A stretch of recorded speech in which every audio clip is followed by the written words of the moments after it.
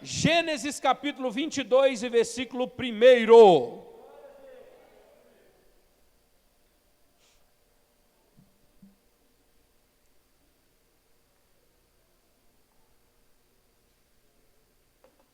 Retomamos hoje a nossa série lendo a história dos patriarcas, falando de Abraão.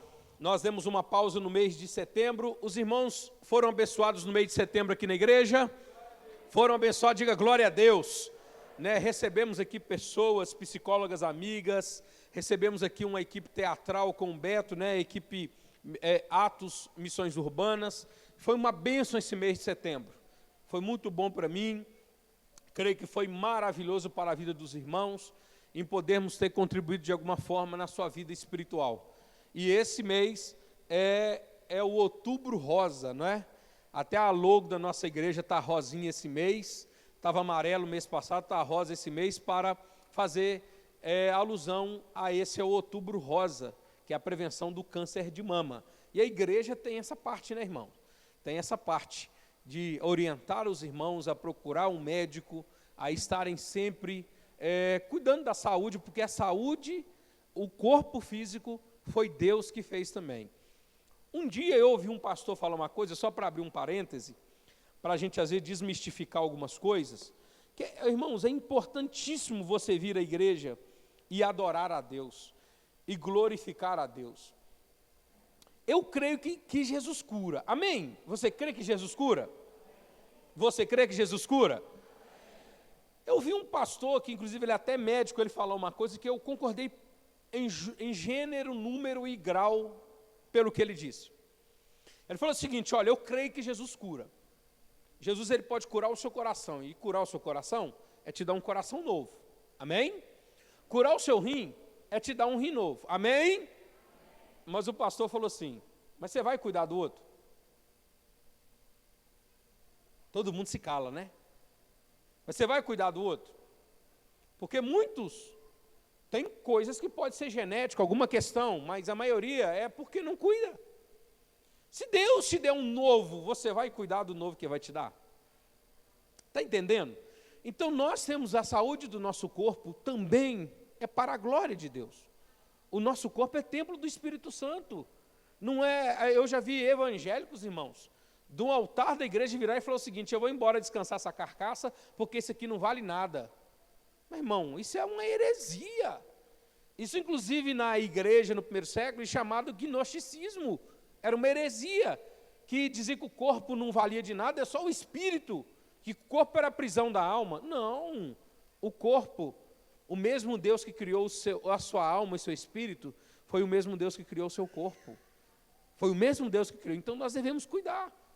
Nos cuidar da nossa mente, do nosso corpo, e dizer para Deus: Deus, eu te adoro, cuidando do meu corpo também, porque foi o Senhor que me deu, cuidando dele, e tudo anda bem, a sua mente anda bem. Não tem esse negócio do crente estar bem espiritualmente e mal emocionalmente. Não tem isso, não existe isso. Não existe isso. Ou você está bem ou você está mal. Amém? Como eu não sou médico, vou pregar aqui a palavra de Deus. Só falei o que o médico falou, né? E eu concordei. Gênesis capítulo 22 e versículo 1. Eu só vou ler o versículo 1 para nós meditarmos e recapitularmos algumas coisas sobre a vida de Abraão. E diz assim o texto, Gênesis 22, 1. Depois dessas coisas, pôs Deus a Abraão à prova e lhe disse: Abraão, e ele lhe respondeu: eis-me aqui. Repare aqui 3 pontos nesse primeiro versículo que vai nos ajudar. A primeira coisa é: depois dessas coisas. Repita essa frase: depois dessas coisas. Primeira coisa a se observar é essa primeira frase desse versículo: depois dessas coisas. Segunda frase é, repita: pôs Deus Abraão à prova. Repita de novo: pôs Deus Abraão à prova. Repita o final. E este lhe respondeu: eis-me aqui. Eis-me aqui. Ótimo. Reparem que eu peguei esses 3 pontos, porque esses 3 pontos vão nos ajudar a entender hoje alguma coisa interessante da vida de Abraão. Quando eu paro nesse versículo primeiro, esse primeiro versículo aqui daria para nós falarmos um bocado de coisa acerca dele. Mas para falar do versículo 1 do capítulo 22, nós temos que retomar um pouquinho, porque eu me lembro que o meu último encontro com vocês, que nós falamos em cima do capítulo 18. 18, quando Deus promete a Abraão e a Sara que lhe daria um filho.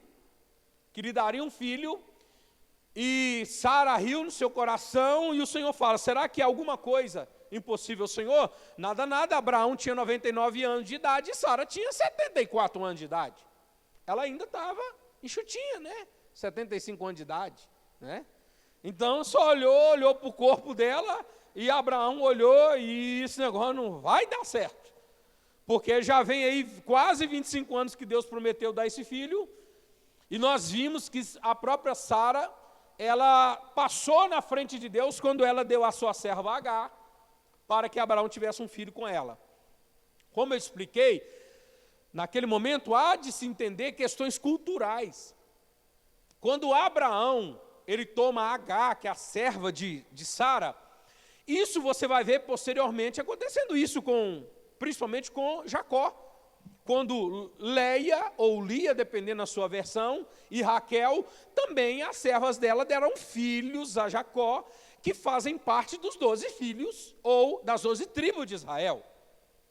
Só que naquele momento ali, culturalmente, aquilo ali era viável, acontecia, mas o problema foi que Sara não deu simplesmente Agar para Abraão ter um filho, mas para que Abraão tivesse o filho que ela achou que nunca teria, para ele tomar posse da promessa que Deus havia dado.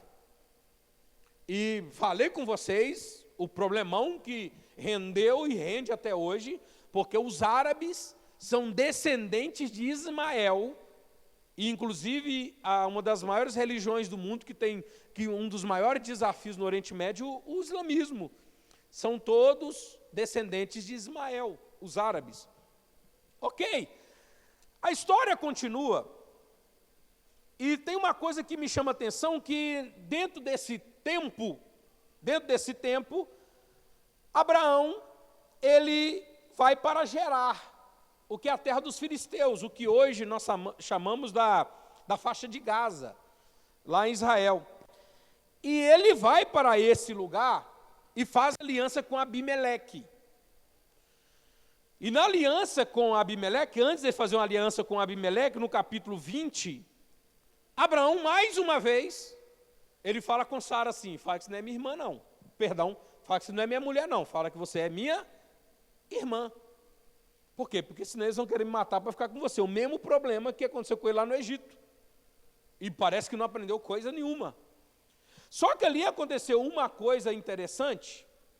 Por quê? Porque, olhe bem, irmão, a desobediência, ela necessariamente, ela não traz prejuízo só para você, mas traz prejuízo para quem está em volta de você. Eu cito 2 exemplos. O primeiro exemplo aqui é o de Abraão. Quando Elimeleque tomou Sara, inclusive Elimeleque ia se deitar com Sara, porque gostou dela e ia deitar com ela. Quando Elimeleque tomou Sara e ia se deitar com ela, Deus apareceu e falou assim: vou ferir toda a terra por sua causa. Nenhuma mulher daquela terra gerava mais filho por causa de Abraão, da desobediência de Abraão. Olha para você ver. As mulheres ficaram estéreis por causa da desobediência de Abraão. O que aquelas mulheres tinham a ver com a desobediência de Abraão? O segundo exemplo que eu cito, está lembrado de Jonas lá no barco? Estão lembrados ou não estão lembrados? Você viu o prejuízo que Jonas deu para aqueles marinheiros? Tiveram de jogar tudo no mar por causa de quem? Jonas. O que aquele povo tinha a ver com Jonas? Mas onde um desobediente passa, ele só traz prejuízo. Repita comigo, aonde o desobediente passa, ele só traz prejuízo. Já viram isso? Então você tem que entender o seguinte, Abraão aqui nos ensina que a história aqui, que o desobediente ele traz prejuízo para ele, traz, sim senhores, mas ele traz muito mais prejuízo no meio onde ele está, por causa da desobediência. Por isso que tem gente que, irmão, por isso que tem lugar que não está gerando mais nada.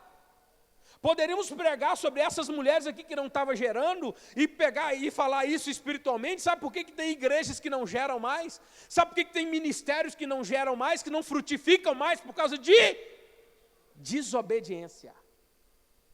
Porque Deus não negocia a sua promessa. Eu aprendi uma frase que Deus ele não dá opinião. Deus libera decreto. Deus nunca vai chegar para o povo dele e colocar, a minha opinião é essa. Eu posso te dar uma opinião.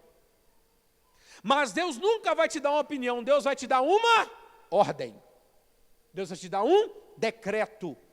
E Deus é Deus de decreto. Abraão, então, quando Deus se revela, então Abraão se arrepende. Foi aí então que, orando Abraão, versículo 17, sarou Deus a Abimeleque, sua mulher, suas servas. E elas puderam ter filhos. Versículo 17, 18 do capítulo de número 20. Irmãos, é sério, irmãos, a obediência ao Senhor. Quando nós passamos a fala um pouco mais à frente, Isaac nasce. Que bênção. Deus cumpriu a palavra dele na vida de Sara e de Abraão. Deus cumpriu. Deus falou, daqui a 1 ano eu virei e a Sara, sua esposa, terá filho. E Sara deu filho a Abraão, o filho da promessa. Então no versículo, eu estou agora no capítulo 21, então no versículo de número 13 do capítulo 21, ou melhor no versículo 12 também, Deus disse assim, em Isaque será chamado a sua descendência. Só que Deus não deixa Ismael desamparado. Deus também faz promessa que ele será também uma grande nação. Ok. Ele faz pacto com Abimeleque. Eu ainda estou no capítulo 21. Só que aí nós entramos no capítulo de número 22, o versículo de número 1. Eu dei isso aqui só para você entender a história que aconteceu a partir de onde nós paramos até agora. Porque aqui a primeira frase que nós repetimos foi, depois dessas coisas. Repita, depois dessas coisas. Ok. Por que depois dessas coisas? Por quê? Porque o aprendizado com Deus é constante. Porque Deus não parou de trabalhar na vida de Abraão. Deus não deu Isaque para Abraão e parou de moldar Abraão. Deus não cumpriu a promessa na vida de Abraão e parou de se revelar a Abraão. Deus não deu Isaque para Abraão e tornou a vida de Abraão já consolidada, não precisa de mais nada. Essa frase que eu leio no capítulo 22, o versículo 1, me faz pensar uma coisa. Porque depois dessas coisas, por quê? Porque a vida do crente é uma vida em processo de aperfeiçoamento constante. A vida do cristão, ela não se estagna. E Deus, Ele sempre vai estar nos movimentando. Deus sempre vai estar tratando conosco. Deus sempre estará moldando o nosso caráter e tirando a gente dos marasmos da vida e daqueles pensamentos, tá bom, a minha vida assim tá bom. Não. Alcançou a promessa? Deus cumpriu a promessa na sua vida? Se prepare, porque haverá essa frase na sua vida depois dessas coisas. Depois dessas coisas. Porque, irmão, a gente já viveu a expectativa de alguma coisa? Vamos pegar um exemplo. Você um dia virou e disse o seguinte: O dia que eu ganhar 5 mil reais por mês, a minha vida vai estar uma maravilha. Não necessariamente os 5 mil reais, mas você já deve ter utilizado essa frase alguma vez na sua vida. E quando você alcançou aquilo que você idealizava, você chegou lá e não faz sentido. Você sempre pensa mais.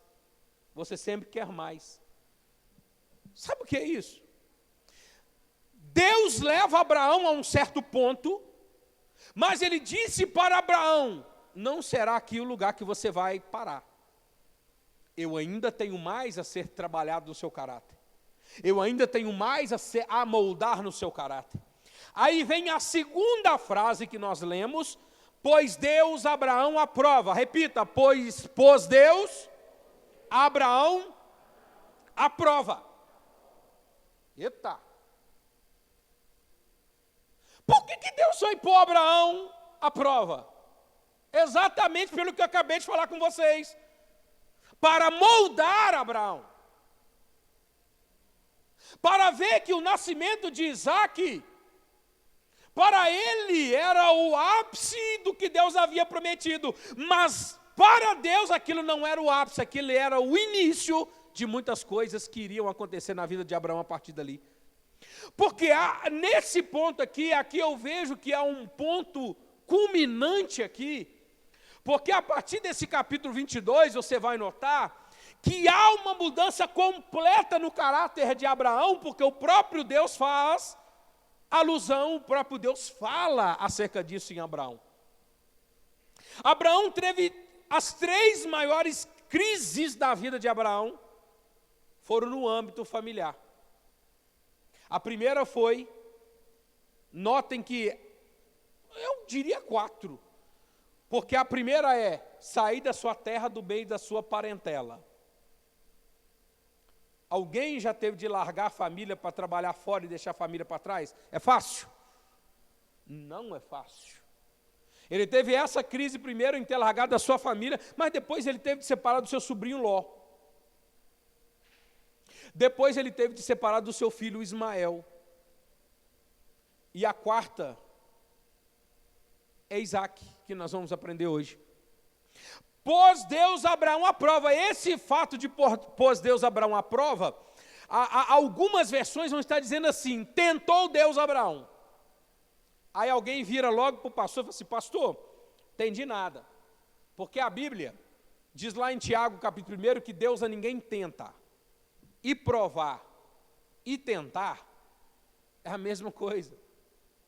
É a mesma expressão, a raiz é a mesma. Só que, as nossas traduções muitas vezes temos que recorrer a coisas mais objetivas, porque quando o Tiago diz que Deus a ninguém tenta, é que Deus não induz ninguém ao mal. Então não adianta orar assim: se Deus não quer que eu peque, Deus não coloca aquelas mulheres na minha frente na rua. Não, Deus não faz isso. Deus não induz ninguém ao pecado. Isso quem faz é o diabo. Mas o ato aqui de dizer a um outro sentido de tentou Deus Abraão, provou Deus Abraão, é de medir a fidelidade de Abraão. Deus estava medindo a fidelidade de Abraão. Quando diz que coloca Deus Abraão à prova, Deus estava medindo a fidelidade de Abraão. Aí vem logo o nosso pensamento: pastor, por que Deus tem que medir alguma coisa? Porque Deus tem que medir a gente, porque Ele já conhece tudo. Deus não estava medindo Abraão para Ele saber como Abraão estava. Deus estava medindo Abraão para mostrar a Abraão como ele era. A aprovação que Deus estava permitindo Abraão passar é para que Abraão se visse como estava a sua maturidade. Como para que ele visse que tipo de crente ele estava se tornando, que tipo de caráter ele estava tendo, que tipo de conduta ele estava tendo. Deus estava provando a Abraão para mostrar a Abraão como era o Abraão naquele momento.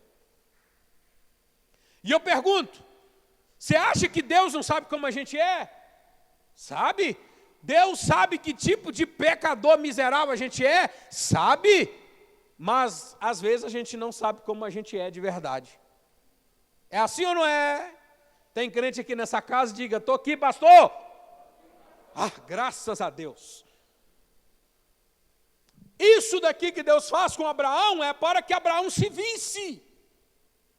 Para que Abraão entendesse. E é assim que acontece conosco de vez em quando, que de vez em quando a gente era lá do Egito, do mundo, escravo do diabo, nós partia para cima mesmo, irmão. Aí o crente vai amadurecendo devagarzinho. Você vê que o crente ainda está assim. Sabe quando o crente que veio do mundo assim, que partia para cima mesmo, pegava mesmo, você vê quando ele está no meio do caminho da maturidade, que ele vira e fala o seguinte, quando eu era do mundo. Se ele tivesse falado isso comigo quando eu era do mundo, olha o gostinho do Egito aí, ó. Está com saudade do mundo, irmão? Ele saiu do Egito, mas a cabeça ainda está lá, de vez em quando dá saudade do Egito, mas na hora de voar na garganta dos outros.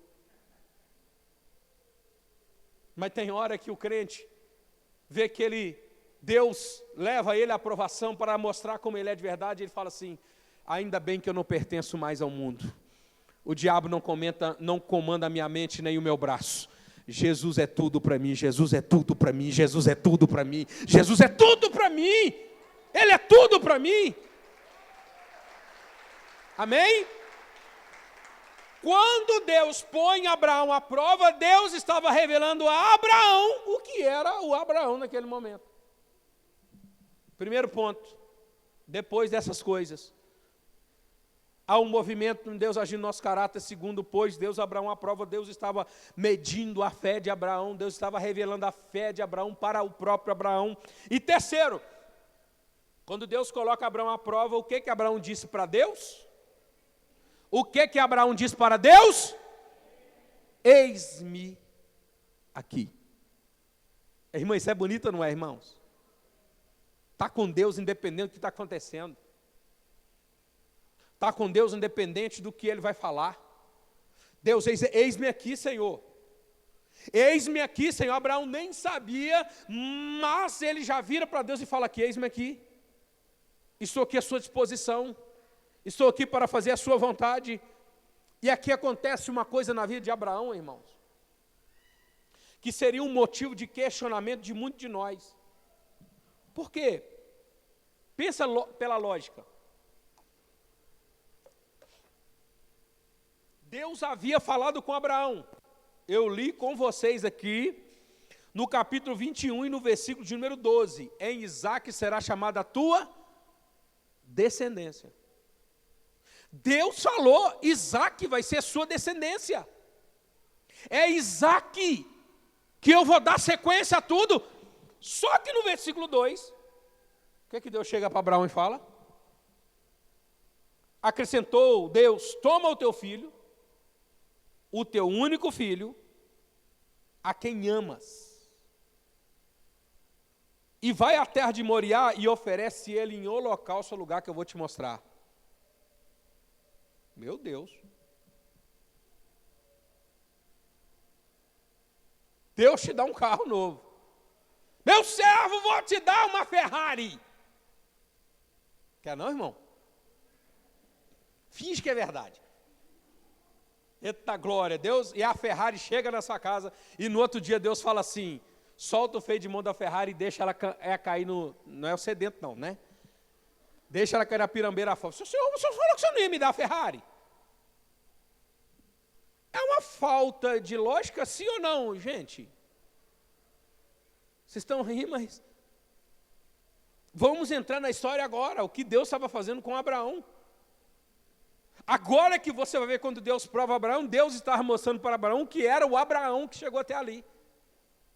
E você vê que o Abraão que chegou aqui com Deus era um Abraão diferente.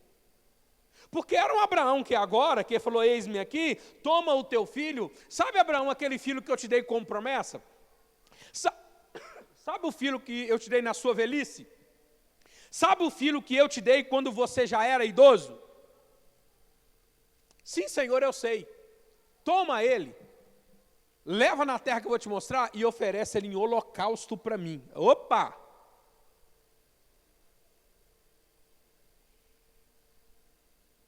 Meu irmão, a gente já machuca um dedo, a gente já peca com vontade. Alguém já pecou hoje? Amém? Ô, glória! A gente finge. Vai lá e... Peraí. Abraão poderia agora fazer igual muitos cristãos hoje, colocar Deus contra a parede.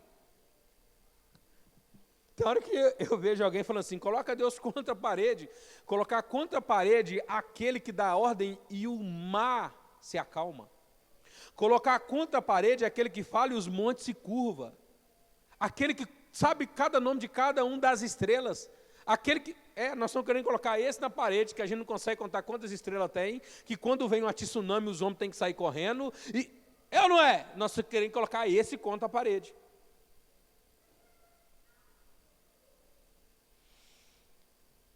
A Bíblia diz que Abraão se levantou de madrugada, pegou o seu filho, pegou os servos, pegou o cutelo, pegou a lenha e foi. E foi. E foi cumprir o que Deus mandou Abraão fazer. Meu irmão, tem hora que assusta a gente. Por quê? Porque a gente já conhece o final da história de Abraão. Eu cito isso muito aqui na igreja, porque todo mundo já conhece o final da história.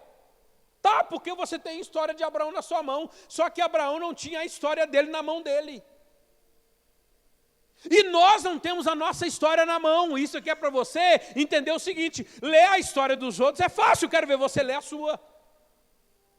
Abraão pegou o menino e levou o menino e foi até o ponto aonde Deus havia falado com ele. É ali que você vai oferecer em holocausto. É ali que você vai oferecê-lo. Abraão deixa os dois moços embaixo com o jumento, coloca a lenha nas costas do filho e sobe o monte Moriá com o filho. Só que lá no meio do monte, o filho fala assim, meu pai já está velho mesmo, viu? Se você pegar ali, pelo que o Flávio Josefo diz, Abraão já tinha uns 130 anos mais ou menos. Isaac não era aquele menininho que muitos dizem, né? Ele já era adulto já. Ele vira, pai, eu sei bem como é o holocausto, pai. Está aqui a lenha, está aqui o cutelo, está aqui o fogo, mas cadê o cordeiro? O senhor esqueceu do principal. Ou não era o principal o cordeiro? Porque Abraão não tinha falado nada com o filho. Abraão virou e disse o seguinte, meu filho, Deus proverá para si o cordeiro para o holocausto. Deus vai providenciar. Deus vai fazer alguma coisa. Eu não sei o que Ele vai fazer, mas Ele vai fazer alguma coisa. Eu não sei o que Deus vai fazer, meu irmão. Eu aprendi isso essa fala na minha vida. Que tem hora na vida da gente que você olha para uma coisa e você não sabe o que falar, não sabe o que dizer, sabe o que eu digo? Eu não sei o que Deus vai fazer, mas eu sei que Ele vai fazer alguma coisa. Ele vai fazer alguma coisa. De onde Ele vai vir, o que Ele vai fazer, eu não sei. Mas eu quero estar lá no dia que Ele fizer a promessa e cumprir a palavra dEle. Aqui eu já começo a aprender que a vida de Abraão, eu já preguei sobre Abraão um tempo aqui atrás e eu usei essa frase. O cristianismo não se baseia em o quanto você quer ter, mas o quanto você está disposto a perder. Você sabe o que está atraindo os outros hoje? É o que ele quer ter. Mas o cristianismo, olhe bem para a minha cara, você que está acompanhando de casa. Você colocou um filtro aí para ficar bonito, né, Gabriel? Para ajudar isso. Daquele jeitinho que eu te falei. Você não pode vir a Cristo pelo que você está pretendendo ter, mas o que você está disposto a perder. Porque Jesus fala de renúncia. Negue-se a si mesmo. Tome a minha cruz, a sua cruz e siga-me. ele fala de perder, ele fala de renúncia, ele fala de seguir. E Abraão, ele começa a nos mostrar isso aqui, que Abraão estava disposto a entregar o melhor que ele tinha para Deus. Há um filósofo teísta chamado Soren Kierkegaard, que ele escreve um livro chamado Temor e Tremor. E lá ele usa uma expressão que se chama servindo o absoluto com o absoluto. Servindo aquele que é dono de tudo com tudo que você tem. Por favor, não estou falando para você vender o seu carro e dar aqui na oferta para pagar o terreno. Amém? Seria uma boa deixa para muitos aí. Mas não é isso que eu estou dizendo. Eu estou dizendo é entregar tudo que você tem, tudo que você é, para aquele que tudo é. E Abraão fez isso, e Abraão fez isso, e Abraão subiu. Eu disse que provou Deus a Abraão, porque Deus estava mostrando a Abraão quem era Abraão de verdade, e esse Abraão não questionou. E esse Abraão subiu. E esse Abraão, de alguma forma, revelou ao seu filho o plano que Deus tinha. Assim como o filho, o pai também se submeteram. Diz a Bíblia que Abraão amarrou a Isaac bem, porque qual que era o plano? O plano era Abraão amarrar Isaac, Abraão matar Isaac, Abraão botar fogo e queimar Isaac. Isso é o holocausto. Tudo perfeito, até que Abraão pega o cutelo e vai descer o cutelo para matar o filho. Dos céus vem uma palavra, diz: Abraão, pare, porque agora eu sei que você temes a Deus e que não me negastes o teu único filho, aquele a quem tu amas, Abraão. Sabe o que Deus falou com Abraão? Passou no teste. E Deus vira para Abraão e disse: Abraão, olha para as estrelas, por isso, Abraão, que a sua descendência vai ser essa descendência que eu prometi. Você vai ser pai da fé de muita gente, você vai ser um modelo para muita gente. Sabe o que Deus está falando com Abraão? Abraão, as pessoas irão olhar para você, Abraão, a partir de hoje, Abraão. As pessoas vão ver um Abraão que sai do meio da parentela, Abraão que mentiu, Abraão que duvidou, mas Abraão que foi seguindo a Deus, e Abraão chegou aqui hoje e entregou o único filho. Quando olharem para você, eles verão que você é um homem a ser seguido, você é um homem a ser copiado, você é um homem que inspira essas pessoas. Irmãos, não fala aqui em Gênesis, mas agora eu expando um pouco mais, quando fala acerca dos heróis da fé, no capítulo 11 de Hebreus, quando vai falar de Abraão, a Bíblia diz no versículo 31 que Abraão ofereceu o seu filho, porque ele creu que Deus era poderoso para ressuscitar o seu filho dos mortos. Ele creu. Sabe o que estava no coração de Abraão? Sabe o que Abraão colocou no coração dele? Se Deus falou que Isaac é a promessa, se Deus falou que Isaac é a promessa, Isaac pode morrer tostado, Isaac pode virar cinza, mas o Deus que eu sirvo, Ele é poderoso para ressuscitar Isaac, para cumprir a promessa em Isaac. Nenhum, como o próprio Jó disse, nenhum dos seus planos serão frustrados. A palavra que Deus libera para você que hoje é a seguinte: nenhum dos planos dele serão frustrados. A coisa está apertada, Deus está medindo a sua fé. Não reclame, não murmure, mas diga: eis-me aqui, Senhor, aleluia, eis-me aqui, eis-me aqui. Como Deus está mostrando que você está. Agora o dedo para de apontar para Abraão e o dedo volta-se a nós. A nossa pregação tem condizido o que a gente é de verdade. A nossa vida tem demonstrado o que nós somos de verdade.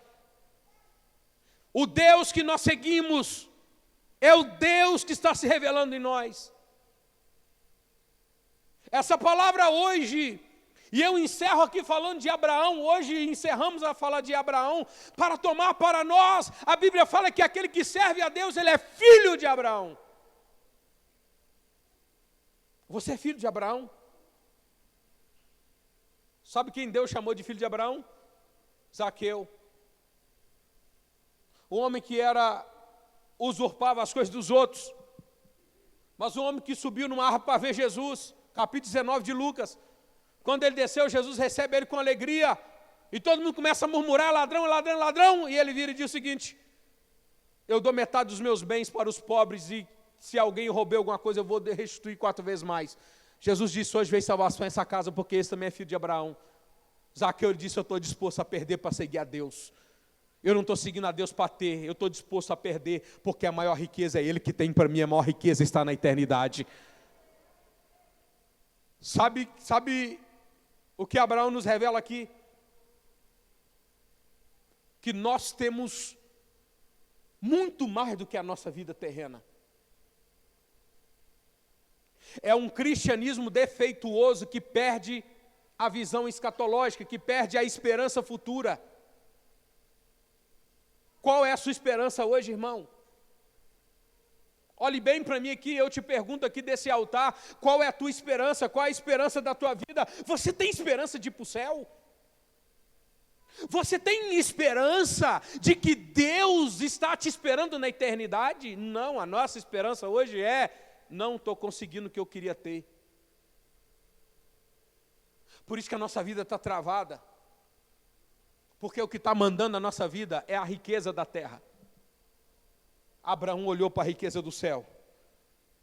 Quando você começar lá, leia depois Hebreus 11, a partir do versículo que vai falar de Abraão, não me recordo. Abraão, quando Deus disse: sai da tua terra, da tua parentela, sabe o que Abraão fez? Porque ele creu que aquele que estava chamando ele é arquiteto e construtor de coisas eternas. O Deus que nos chamou, já tem todo um plano traçado. Levanta a tua mão e recebe essa palavra. O Deus que te chamou tem um plano perfeito acerca da tua vida. Deus que te chamou, Ele já tem um plano perfeito. E o final que te espera é um final de vitória. É um final de vitória. O plano já está pronto. Mas Deus quer nos revelar durante a caminhada desse plano. O que Deus chama a gente hoje é para que sejamos filhos de Abraão. Se alguma coisa está te desafiando, diz: Deus proverá, Deus proverá. Se alguma coisa está batendo na tua porta, alguma enfermidade, algum problema, algum desafio está acabando com o teu sono, diga: Deus proverá para si o cordeiro. Deus proverá para si o cordeiro. Tem crente aqui nessa casa? Levante e comece a aplaudir Jesus com toda a alegria do seu coração.